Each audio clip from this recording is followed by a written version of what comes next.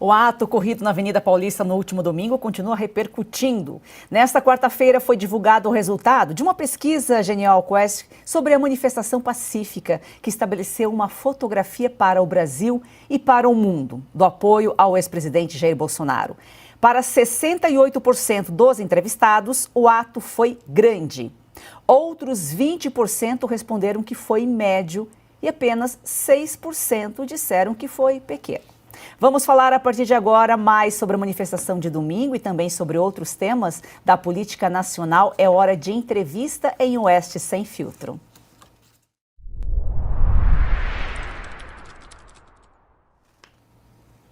Boa noite, deputado Nicolas Ferreira. Parece que a população, enfim, aí está reconhecendo o óbvio, né? O ato de domingo realmente foi grande.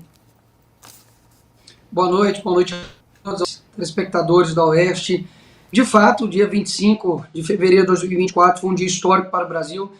Demos um recado, né, aos poderosos que querem tirar a nossa liberdade, que desejam calar seus opositores, né, perseguir quem discorda de suas posições, que aplicam penas desproporcionais a cidadãos comuns por mera vingança pessoal, de que nós existimos. Muito embora eles dizem que nos derrotaram, mas nós estamos vivos, temos personalidade, né? Somos humanos e não vamos desistir tão fácil como eles almejam. E também um recado para nós mesmos, como eu disse ali no meu discurso, para que a gente se fortaleça, para que a gente saiba que nós estamos em uma maratona, não em uma corrida de 100 metros, e que depende de fato de milhares de pessoas para poder mudar esse país. Foram diversas tentativas à esquerda para poder minguar a manifestação. Uma hora era trovoadas, uma hora era previsão de chuva, uma hora era dizendo que haveria diversas torcidas organizadas com manifestação na Paulista. Inclusive, disseram que se dissesse um ai contra o STF, que sairíamos de lá preso. Ou seja, toda uma tentativa frustrada de minguar a manifestação, porque de fato tinha ali aproximadamente 1 milhão de pessoas na Avenida Paulista, uma manifestação pacífica, não se viu absolutamente nada quebrado, nada depredado, como aconteceu diversas vezes com manifestações da esquerda, com os blocos, ou manifestações, né, do MST, quando queimavam pneus em rodovias, bem diferente. Nós mais uma vez mostramos que a direita consegue fazer um movimento gigante, pacífico, e com um verdadeiro líder da nação chamado Jair Messias Bolsonaro, que convidou os brasileiros a irem às ruas para poder ouvir um recado muito importante da parte dele e da parte de outras pessoas que estavam ali compondo aquele caminhão e representando ali milhões de pessoas. Quando a população de bem se reúne sem infiltrados, a ordem é mantida. Ana Paula, sua pergunta ao deputado. Boa noite, Nicolas. Obrigada pela entrevista. Muito bom ter você aqui com a gente. Deputado, a minha pergunta é muito direta. Nós sabemos, o povo brasileiro já entendeu que tem muito político que surfa na onda do Bolsonaro, que sobe no caminhão, sobe no palanque e chega ali na hora de votar, vota com o centrão, vota com a esquerda. Não é o seu caso, que sempre mostra os seus votos nas suas redes sociais, o Marcel Van Hatten, o próprio Ricardo Salles. Mas nós sabemos, a população já entendeu que tem muita gente que faz isso, né? Que o discurso na rede social ou ao lado do Bolsonaro é mas na hora de apertar ali no voto contra a esquerda nefasta, eles acabam fazendo algum tipo de acordo. Como minar isso, Nicolas? Como dar mais publicidade para esse tipo de político morno, eu diria, né? O brasileiro está cansado desse político morno que fica em cima do muro quando, na verdade, precisa dizer a que veio, né? Como representar o Brasil ali e os seus eleitores na Câmara dos Deputados. Boa noite, Ana Paula. É sempre um prazer ser entrevistado por você. De fato, a população brasileira tem aberto seus olhos com relação às pessoas que têm preço e não têm valor. E esses deputados, de fato, mostram isso claramente quando mudam seus votos por conta de emendas, quando eles retiram suas assinaturas, como, por exemplo, agora o Planalto fez uma ameaça aos deputados que aqueles que retirarem assinaturas do pedido de impeachment sofreriam retaliações, seja de emendas, enfim. é o modus operandi, né, do governo democrático da República Popular Brasileira. E essas pessoas, obviamente, estão sendo expostas por diversas vezes. Você vê listas de deputados que não assinaram o pedido de impeachment ou que retiraram suas assinaturas, enfim, por mera pressão aqui do governo. E nós sabemos que as pessoas estão atentas e as eleições estão próximas, seja as eleições municipais, sejam as eleições federais. Nós temos uma ferramenta que logo mais nós iremos divulgar, que mostra todas as votações, tanto de senadores quanto de deputados, com relação ao governo e como eles votaram com a oposição. Eu, por exemplo, votei 100% contra as pautas do governo. Não tem uma votação minha sequer que votou juntamente com Lula. Muitas pessoas podem dizer que isso é um possível radicalismo, de que pautas boas para o Brasil precisam ser votadas junto com o governo. Quando nós olhamos para o projeto, de fato, não há nenhum tipo de benefício para o Brasil. Pelo contrário, este governo de agora só pensa em arrecadação, porque ele gasta sem nenhum tipo de responsabilidade, já fez diversas manobras fiscais, e a gente sabe que eles estão simplesmente preocupados do poder pelo poder. Então, uma estratégia, por exemplo, abrindo aqui para vocês, que eles fazem aqui na casa é a seguinte: eles colocam um projeto terrível, mas colocam ali um inciso pequenininho na lei, dizendo que aquilo dali irá beneficiar os atletas, ou se não, vai beneficiar as pessoas com deficiência física, e você, parlamentar, fica retraído de votar contrário a isso. Mas o projeto é horroroso, mas eles colocam isso, utilizam essas pautas como uma maneira de pressionar os deputados a votarem a favor, até mesmo porque quem em sã consciência votaria contra, por exemplo, um financiamento para uma questão social ou para poder ajudar atletas. Mas nós sabemos que as pessoas estão, obviamente, se inteirando do que acontece na política e que, de fato, há aqui mesmo no Congresso e principalmente no Planalto, né, uma horda de ratos que a todo momento estão preocupados com seus próprios umbigos, com seus próprios interesses e não com os interesses do Brasil. Então, essa ferramenta nós iremos divulgar ela com mais, digamos, com mais publicidade para as pessoas acompanharem, e fiquem atentos, porque se talvez na tua cidade, no teu estado, as mesmas pessoas se mantiveram no poder e nunca mudou nada, é porque está na hora de mudar os nomes que estão aí no poder da política. Passamos de 100 mil telas, 50 mil likes, vamos continuar ampliando o nosso alcance aqui. Piotr, sua pergunta. Deputado, boa noite, seja bem-vindo uma vez mais aqui em Oeste Sem Filtro. Eu queria fazer duas pequenas perguntas. A primeira é, como vencer a resistência que vem, por exemplo, da presidência da Câmara ou da presidência do Senado, quando a gente fala do Congresso Nacional? A gente vê que há um posicionamento tanto de Arthur Lira quanto de Rodrigo Pacheco que não dá espaço para a oposição. Em que pese o fato do esforço dos senhores em fazer da manifestação que demonstra claramente onde é que está boa parte do povo brasileiro, está muito claro. Mas há ali um problema. A segunda coisa é como conversar com as pessoas mais jovens. O senhor é um dos mais jovens parlamentares da história do país, o senhor é jovem, tem comunicação com jovem, tem a capacidade de conversar com esse público.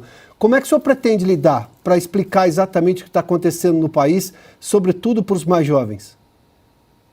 Com relação à primeira pergunta, de fato me surpreende o silêncio dos presidentes de cada casa. Por exemplo, com relação à resolução do TSE agora, né, aprovada, de que basicamente a jornalista da Globo News, se é que eu posso chamá-la de jornalista, disse com todas as palavras de que basicamente é o texto, né, ipsis literis, do que foi rejeitado aqui no Congresso. Ou seja, é claramente uma usurpação do poder judiciário feita, que deveria ser feita pelo Legislativo, já derrubada pelo Legislativo, e que mais uma vez rasga a nossa, mas é aplaudida pelos tais jornais escravos que nós temos aqui no nosso país.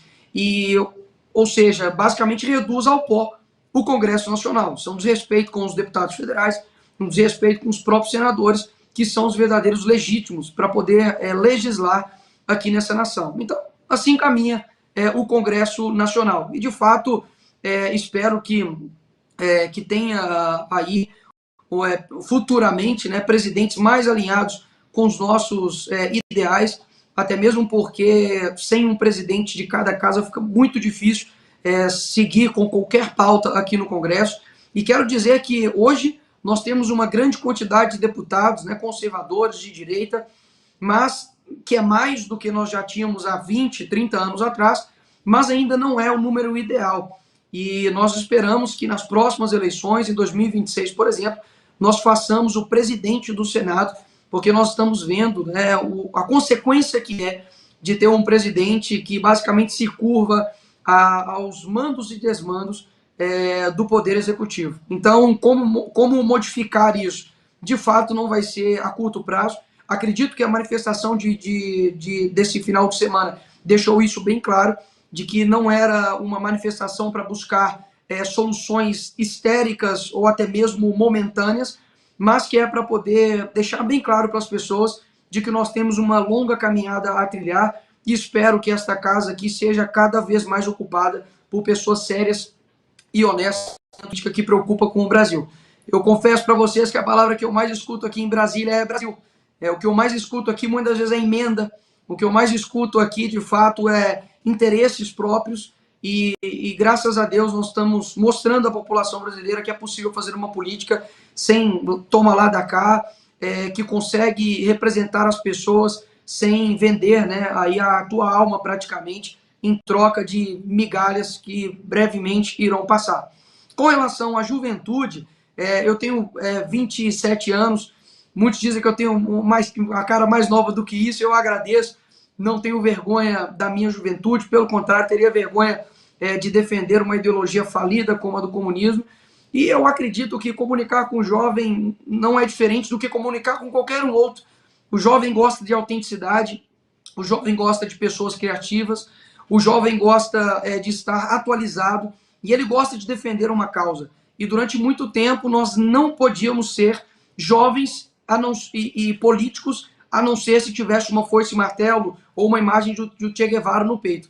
Isso foi alterando ao longo dos tempos e assim como Bolsonaro fez na política, Olavo de Carvalho fez também na filosofia, hoje nós temos aí diversos jovens que frequentam aqui, por exemplo, o meu gabinete, que consomem literaturas que são conservadoras ou ao menos literaturas que não são pautadas pela esquerda. Então você tem hoje adolescentes conhecendo Roger Scruton, Jordan Peterson, Russell Kirk, Olavo de Carvalho. Essa juventude ela está mais atenta à verdade. Então quanto mais genuíno você for, mais você irá ganhar a juventude. Então durante muito tempo o PT fez um trabalho muito específico em cima da juventude, porque nós jovens temos força. Eu comparo a juventude como se fosse a perna do Roberto Carlos, né? Inclusive a única esquerda que funciona no Brasil foi a perna esquerda do Roberto Carlos. Ou seja, nós temos força. Mas se nós não tivermos um propósito, nós não tivermos um sentido, não adianta nada. O Roberto Carlos pode ter a força que quiser na sua perna esquerda, mas se ele não direcionar para o gol, nada adianta. Então nós, como juventude, eu tenho conversado isso diariamente com os jovens, para que a gente tenha força, tenha disciplina, mostre que é possível nós termos, principalmente para os jovens cristãos, sermos jovens com santidade, porque é dessa maneira, cuidando de nós mesmos, cuidando da nossa família, as mulheres tendo filhos, amando a maternidade, não romantizando, mas amando a maternidade, os homens serem homens retos, fiéis, homens realmente retos, que dessa forma nós vamos mudar todo o cenário do Brasil. A mudança do Brasil passa pelas famílias e eu não tenho dúvidas que há uma geração agora completamente diferente, com sangue novo, para poder, deixar para trás essas, digamos, que nada tem levado essa juventude a não ser uma miséria, tanto intelectual quanto também espiritual. Então, quer convencer os jovens, seja genuíno. Nicolas, nossa audiência aqui está dizendo que você é gigante, que precisamos de mais políticos como você. Caute, sua pergunta, Nicolas. Boa noite, deputado. Um prazer tê-lo conosco aqui no Sem Filtro. Deputado, queria pegar o gancho da sua declaração, suas falas sobre a manifestação no dia 25. A gente viu desde o dia 8 de janeiro de 2023 o povo com medo de voltar para as ruas. O povo acuado, o povo que estava titubeante porque tinha a percepção de que podia ser preso também, como quem foi lá em Brasília. Até um seu colega, o Lindenberg Faria, falou que quem fosse para a Paulista iria direto para a Papuda, para tentar amedrontar essas pessoas. Mesmo assim, a Paulista foi lotada. Na sua percepção, Após o dia 25 de fevereiro, o povo perdeu o medo de ir para as ruas, teremos outras manifestações e também, caso os tribunais superiores atuem de forma antidemocrática, abusando do direito, indo além de suas prerrogativas, vocês estão pensando em organizar outras manifestações em defesa da democracia para demonstrar a insatisfação da população? Boa noite, obrigado pela pergunta. Nós percebemos que a esquerda fez uma pressão gigantesca para minguar a manifestação e até mesmo amedrontar não somente Bolsonaro, mas seus aliados. Eu vi que foi uma tentativa frustrada, até mesmo porque eu quero colocar aqui 2 pontos interessantes. Muitos falam que o STF está morrendo de medo da direita, e eu digo que não é esse cenário, até mesmo porque quem tem medo não faz o que eles estão fazendo com o opositor. Mas, por um outro lado, ninguém quer aniquilar o opositor se não tem medo dele, no sentido de nós somos uma ameaça para eles, de fato, para aquilo que eles querem fazer, que é, obviamente, uma ditadura com todas as letras. Então, eu vejo que a população brasileira, ela ainda, obviamente, tem um receio. Nós temos diversas pessoas que estão presas de forma injusta, com penas que nem mesmo os mais altos criminosos do Brasil pegaram. Nós temos, por exemplo, o José Dirceu, o mentor da maior esquema de corrupção do mundo, que foi o Mensalão, condenado a 10 ou 12 anos. E nós temos pessoas comuns que muitas das vezes fizeram ali baderna dentro dos 3 poderes e estão sendo condenados a 16, 17 anos. Inclusive, nessa semana passada, visitei uma moça, e já quero deixar claro aqui para todos, que está numa situação muito complicada, uma situação realmente de vida e de morte, porque foi condenada, está numa fase processual que ainda pode ser alterada a sua decisão, mas que nunca mais quer voltar à prisão, e essas pessoas simplesmente estão sendo jogadas para debaixo do tapete da história, enquanto criminosos, líderes de organizações criminosas, estão sendo soltos e muitas das vezes não cumprindo a pena que essas pessoas pegaram. Então as pessoas continuam com esse receio, mas eu acredito que a manifestação do dia 25 energizou as esperanças da pessoa. A Bíblia fala que o verdadeiro amor lança fora todo o medo. Então, se nós tivermos de fato um amor pelo Brasil, um propósito, o medo ele vai indo embora. Muitas pessoas dizem, Nicolas, você precisa pegar um pouco leve, não pode falar isso e aquilo. E eu digo o seguinte, olha, vocês gostam de mim por eu dizer as coisas que eu digo. Não vou servir a vocês se eu subir na tribuna e ficar calado. É claro que nós temos um equilíbrio, é claro que nós temos, como a Bíblia diz, há tempo para todas as coisas, há tempo de ser mais enérgico, há tempo de se calar, há tempo de paz e há tempo de guerra, é claro. Mas nós não podemos sufocar a verdade. Eles sabem do nosso potencial e por isso mesmo que eles querem tanto nos calar. Eu fiz um vídeo, por exemplo, sobre a Ilha de Marajó, a hipocrisia dos artistas, do atual governo. Somente no meu Instagram deu mais de 50 milhões de visualizações. Somente um vídeo. Os meus últimos 3 vídeos postados no Instagram somam mais de 100 milhões de visualizações. Então eles sabem que hoje nós comunicamos para milhões de pessoas. Ou seja, o medo também está com eles. Então eu acho que a manifestação ela quis trazer este propósito de nos fortalecermos, de saber que sacrifícios irão existir, possivelmente mais prisões irão acontecer, mas eu não tenho dúvidas que cada um tem um propósito aqui nessa terra. João Batista foi decapitado porque ele estava falando mal das autoridades e denunciando as autoridades na época, que era o rei Herodes, e por este motivo foi morto. A mulher do rei pediu a cabeça dele na bandeja. E eu tenho certeza que na época muitas pessoas diziam, João Batista, não fala isso, talvez você vai ser morto, podem até te prender, e nós precisamos da tua voz. Se acontecer isso com você, vai se perder todo o teu propósito. E, na verdade, o sacrifício de João Batista fez com que, depois de 2000 anos, um menino deputado que veio da favela está falando aqui para milhares de pessoas do exemplo que ele teve de coragem e de inspiração. É claro que nenhum de nós buscamos a cassação do mandato, até mesmo que eu quero representar as pessoas que me colocaram aqui. Eu não estou buscando a prisão, porque seria antinatural eu buscar o sofrimento, mas eu sei que o sofrimento ele é uma consequência de todos aqueles que têm um grande propósito aqui nessa terra. Então eles ficam, de fato, assim, temerários, porque nós somos imparáveis e nós estamos criando uma geração de imparáveis aqui nesse Brasil que, como eu disse no discurso, a gente não pode ter menos persistência do que o nosso inimigo. Entregar de bandeja um Brasil para essa corja é simplesmente dar um atestado de desistência para o bem e um atestado de vitória para o mal. E nossa audiência vai nos ajudar aqui a alcançar o maior número de pessoas. Estamos com 112 mil telas, 61 mil likes, de 1.000 em 1.000. A gente vai chegar aí aos milhões. Deputado, falávamos aqui no início do programa sobre a homenagem hoje ao MST, aos 40 anos de MST. Vários veículos colocaram na chamada Câmara homenageia, Câmara faz sessão.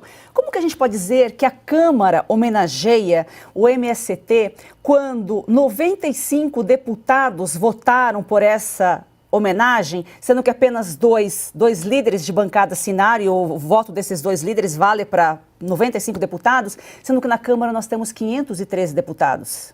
O que você acha sobre isso? Eles são mestres em propaganda. Então, obviamente que eles vão colocar como se fosse a Câmara que tivesse homenageado, né, esse grupo terrorista chamado MST, que invade propriedades, que ensina a crianças, né, uma luta de classes que nunca deu certo no mundo inteiro e que foi comprovado, né, pela CPI do MST, as diversas irresponsabilidades, até mesmo com os próprios familiares, membros do MST, pessoas que foram enganadas de fato por pessoas que no topo estão lá com suas mansões, e as pessoas que estão ali na base do MST até hoje não têm terra. Depois de 20 e tantos anos de existência do MST, o movimento continua sem terra. Se eles colocassem um pouquinho na balança e raciocinassem, eles veriam que não está dando tão certo o pedido de demanda deles para ter terra. Afinal de contas, até hoje, eles não a possuem. Então, não foi nada de Câmara homenagear o MST, foi simplesmente alguns deputados que pediram essa sessão solene. Não achei equilibrado do presidente pautar e dar esse dia para ser homenageado esse grupo, até mesmo porque, olha como está invertido as coisas, né? Nós temos pessoas baderneiras que, inclusive, já invadiram aqui a Praça dos Três Poderes em outras ocasiões passadas, pessoas que, obviamente, não possuem um pingo de respeito pela democracia. O seu líder, né, Stedley, por diversas vezes já falou a respeito de uma atitude enérgica contra a direita. O próprio Lula já disse anteriormente em manifestações de que o Stedley iria colocar o seu exército nas ruas. Ou seja, esse não é um discurso de quem é democrático. Pelo contrário, isso é um discurso de quem é tirânico e não quer ouvir o contraditório em nenhum tipo de caso.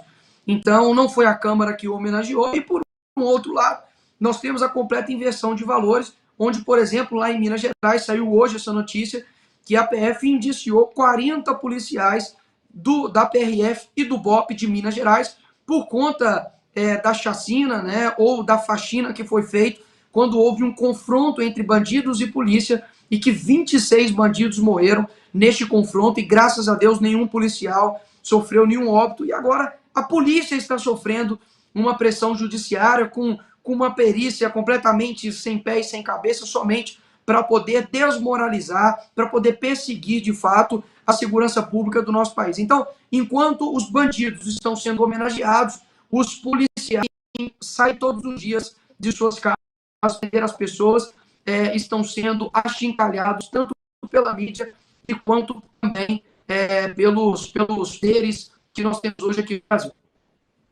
Nós temos um vídeo no nosso Instagram, no Instagram da Oeste, da nossa repórter Marina Agostini de Brasília, talvez o Nicolas possa responder.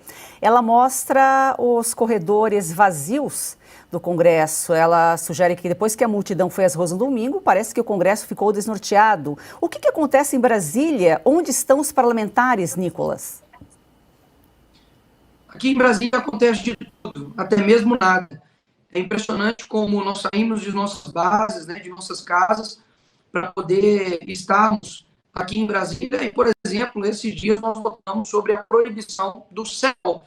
Ou seja, é vergonhoso a maneira como é tratado o deputado federal aqui neste Congresso. Eu tenho na publicação aí no Instagram de que eu estou no plenário. Eu estava no plenário Tivemos um problema na conexão, mas nós vamos reconectar o Nicolas aqui, porque tem mais uma pergunta aí que a nossa audiência chamou a atenção. Vamos ouvir o Cauti. Não, era isso, o que o Nicolas estava falando também, né? O fato que os parlamentares estão desnorteados, estão com medo, né? Não esperavam essa presença do povo tão importante, tão forte, tão maciça nas manifestações do dia 25, e estão tentando entender para onde está indo o vento político, né? Porque os deputados também, especialmente do Centrão, são sempre muito atentos ao que a Paulista está indicando como direcionamento da vontade do povo, né? E o maior medo dessa turma, já que a maioria deles não tem um posicionamento ideológico valorial forte, né? Como diferentemente do Nicolas, por exemplo, é que eles não sejam reeleitos porque não conseguem interceptar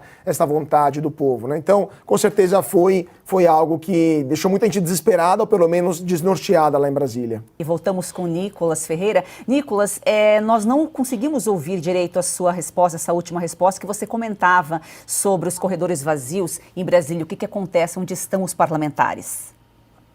Eu disse aqui anteriormente que aqui em Brasília acontece tudo, até mesmo nada. E hoje, inclusive, eu comentei nessa publicação, disse que eu estava no plenário, né, representando e sendo aqui, de fato, aquilo que eu preciso ser. E ainda não foi instaurado as comissões. Então, como esse corredor é das comissões, então acredito que o reflexo seja, de fato, por essa razão. Eu acredito que na segunda semana de março já esteja decidido, né, qual deputado irá para cada comissão, e os corredores aí, obviamente, ficarão mais cheios. Agora, de que, infelizmente, né, existem muitos que nem mesmo aparecem aqui na Câmara, e isso de fato ocorre. Obviamente é uma vergonha para o nosso parlamento, mas ainda assim, obviamente, tem muitos deputados que trabalham arduamente para que esse cenário mude aqui no nosso Brasil, a gente tem um Congresso mais produtivo e menos oneroso. Nicolas, um item aí no seu cenário chamou a atenção, não passou despercebido, essa peruca aí atrás de você, acho que ela tem história, né? Essa daqui vai ficar na história, tá ali, faz sucesso aqui no gabinete, muita gente quer colocar, mas eu falo, opa, não, ela é minha. No dia 8 de março, né, do ano passado, nós fizemos um discurso sobre a defesa das mulheres, até mesmo porque tem se tomado, né, o espaço delas, e nós, obviamente, fizemos uma representação disso, assim como eu poderia ter colocado uma boina de policial para falar da segurança pública, ou uma máscara para poder falar dos médicos, eu utilizei aquilo que eles dizem, né, que é de fato me sentir algo. Eu não sei por que eles ficaram tão ofendidos, afinal de contas é isso de fato que eles pregam, e eu consegui ali reverberar o meu discurso para milhões de pessoas. Todo lugar que eu vou, as pessoas ainda lembram disso. Inclusive, um dia que eu estava ali no aeroporto, uma mulher chegou para mim e falou: olha, eu sou de esquerda, sou feminista, mas concordo com você no que diz respeito a Nicole. Então, obviamente, a Nicole viveu, morreu, fez o propósito dela, mas fica aí nos nossos corações de que muitas das vezes, para você denunciar o absurdo, você também tem que se caracterizar desse absurdo para as pessoas entenderem o que está acontecendo. Realmente, o deputado, ele comentou aqui no nosso post, eu estou aqui no plenário. Ana. Nicolas, essa é uma pauta muito importante para mim, né? Que você, de uma maneira sarcástica, trouxe atenção, né? Ou seja, a invasão de homens biológicos no esporte feminino, a desvantagem para as mulheres, né? O absurdo, todo esse absurdo, toda essa pauta. E realmente, Nicolas, tem muita gente até de esquerda que nisso entra nas minhas redes sociais e diz: Ana, nessa eu vou ter que concordar com você. Isso não é um caso de inclusão, mas de exclusão de meninas e mulheres, porque a biologia não é de direita nem de esquerda, né, Nicolas? A biologia é a biologia. Essa, sem dúvida, é uma pauta que mexe muito também nas minhas redes sociais.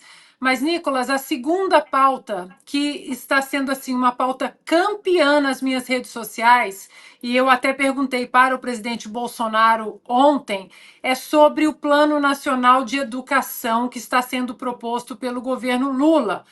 10 anos, de 2024 a 2034. Nicolas, eu li o plano todo, são quase 300 páginas, é um absurdo, é um manual neomarxista da pior qualidade, cada página mais leninista que a outra, com assuntos como controle social, racismo ambiental, MST, quilombolas, idosos, o que idosos, né? O que a palavra idosos está fazendo num plano nacional de educação. Gênero aparece 65 vezes, a palavra social aparece 677 vezes, enquanto a palavra matemática aparece 4 vezes e língua portuguesa 11 vezes. Então, eu repito a pergunta que eu fiz para o presidente Bolsonaro, mas agora para você, como um agente direto ali dentro da Câmara para barrar essa atrocidade que é o Plano Nacional de Educação. Os pais estão preocupadíssimos, Nicolas. Nicolas, isso é prioridade para vocês? Com certeza, Ana, a primeira reunião que nós tivemos aqui da oposição e dos líderes, na qual eu também estava participando, nós elencamos algumas prioridades, inclusive eu coloquei algumas que eu quero deixar aqui, além, obviamente, do PNE. Com relação ao PNE, foi-se muito falado, o deputado Gustavo Gayer também elencou isso. A gente está fazendo um trabalho de bastidor, porque aqui você precisa dialogar, aqui como se fosse uma sala de aula, por mais que você discorde das posições de vários colegas, você precisa conversar, porque aqui independe se a pessoa teve 1 milhão, teve 100 mil, teve 50 mil votos, aqui todo mundo tem um voto.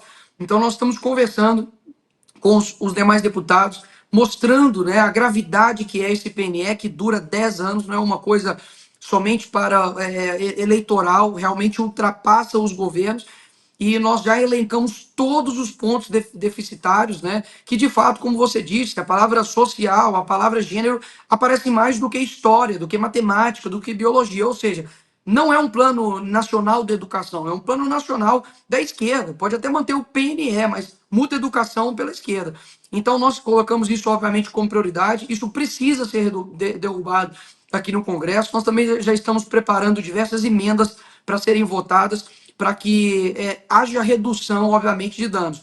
Puxa um pouco aqui, obviamente, da orelha da própria direita, que se mobilizou muito pouco, porque até mesmo porque eles fizeram um modus operandi muito a toque de caixa para poder isso ser aprovado nos conselhos, né, estaduais, mas nós precisamos, obviamente, ter pessoas mais ativas nessa área para que a educação do nosso país não seja direcionado por pessoas ideologicamente marxistas e que não estão preocupados com a educação, mas sim preocupados com a sua própria instauração da sua ideologia aqui no nosso poder, no nosso país. Eu elenquei algumas outras também para poder não acalmar, mas para poder noticiar para as pessoas com relação também à vacinação obrigatória em crianças. Eu já conversei com o presidente Lira para poder pautar o PDL, né, o projeto de decreto legislativo, para derrubar a medida desse atual governo, por mais que foi uma resolução que não deveria ter a força de lei, mas está sendo usado essa resolução para poder aplicar vacinas, né, em crianças que não são grupo de risco. Inclusive, senador Eduardo Girão fez uma audiência pública muito importante e fundamental aqui no Senado. Os doutores deixaram assim claros pontos que eu mesmo fiquei assustado, além da bula, mas da própria vacina, que é o resto do resto que o mundo nenhum está usando, está sendo utilizado aqui no Brasil. E nós sabemos que muitas pessoas, por exemplo, foram vacinadas, mas não pela obrigatoriedade, mas sim pela opção de se vacinar ou não. Ou seja, a liberdade ela deve ser oferecida, até mesmo porque são crianças e os pais são os verdadeiros responsáveis por elas. Então é uma pauta que a gente colocou aqui.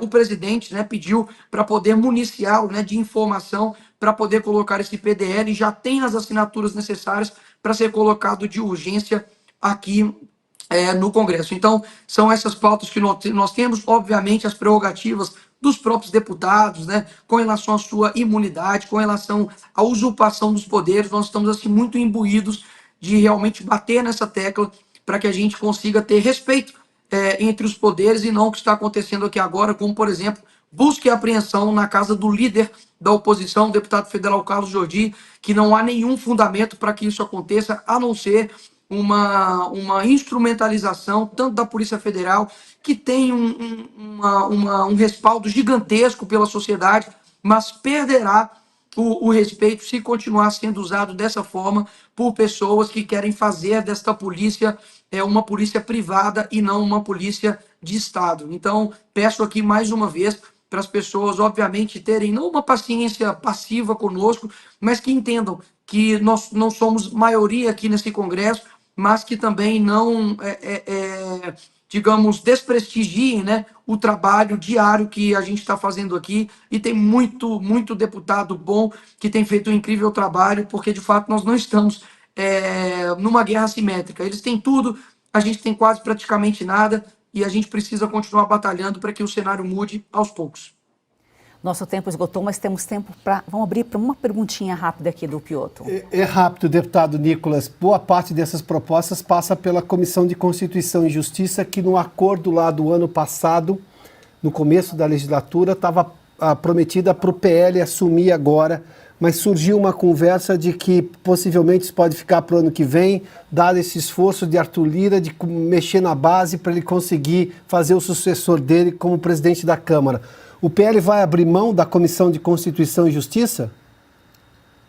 Olha, as conversas, Piotr, ainda são muito nebulosas. A gente, obviamente, também ouviu a dizer a respeito disso, de que não seria cumprido o acordo de dar à CCJ, né, uma das mais importantes comissões, se não a mais importante aqui dessa casa.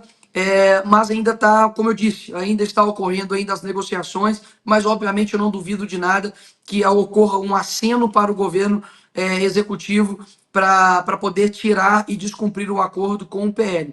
Eu, inclusive, pleiteei a titularidade na CCJ.